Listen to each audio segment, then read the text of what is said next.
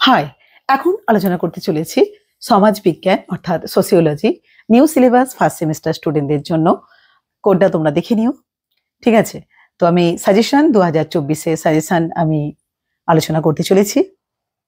প্রথম প্রশ্ন, সমাজবিজ্ঞান ও নৃবিজ্ঞানের মধ্যে সম্পর্ক আলোচনা করো। খুবই গুরুত্বপূর্ণ প্রশ্ন। পরের প্রশ্ন, সমাজবিজ্ঞান ও মনোবিজ্ঞানের মধ্যে সম্পর্ক আলোচনা করো। তো যে প্রশ্নগুলো বলছি তোমরা ভালো করে দেখো, আশা করি এর মধ্যে তোমরা সব কমন পেয়ে যাবে, ঠিক আছে? তো নেক্সট প্রশ্ন নিয়ে আলোচনা করছি। 3 নাম্বার দেখো,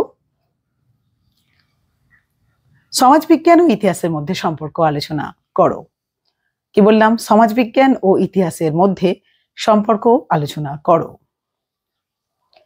4 নাম্বার, সামাজিক পরিবর্তন কাকে বলে?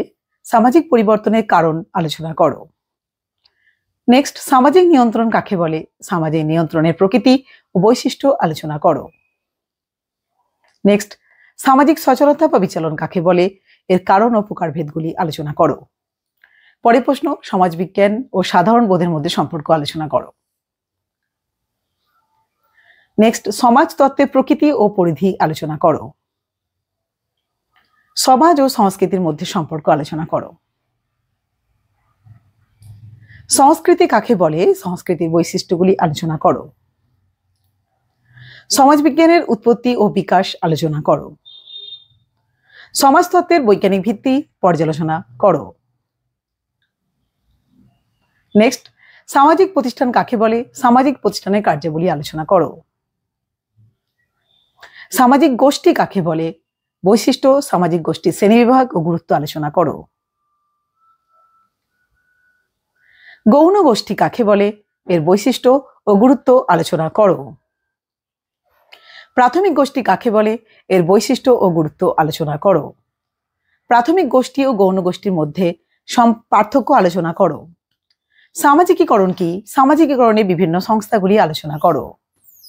সামাজিকীকরণের ক্ষেত্রে পরিবার ও গণমাধ্যমের ভূমিকা আলোচনা করো। সমিতি বা সংঘ কাকে বলে? এর বৈশিষ্ট্য আলোচনা করো।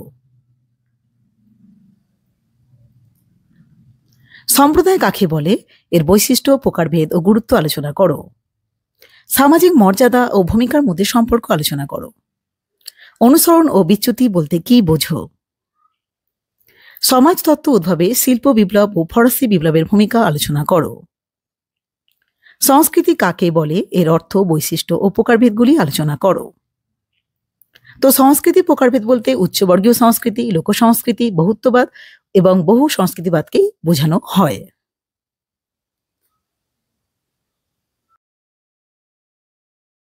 আশা করি এই প্রশ্নগুলো করলে তোমরা কমন পেয়ে যাবে। তো এই ভিডিওটা দেখার জন্য তোমাদেরকে অনেক অনেক ধন্যবাদ। Thank you.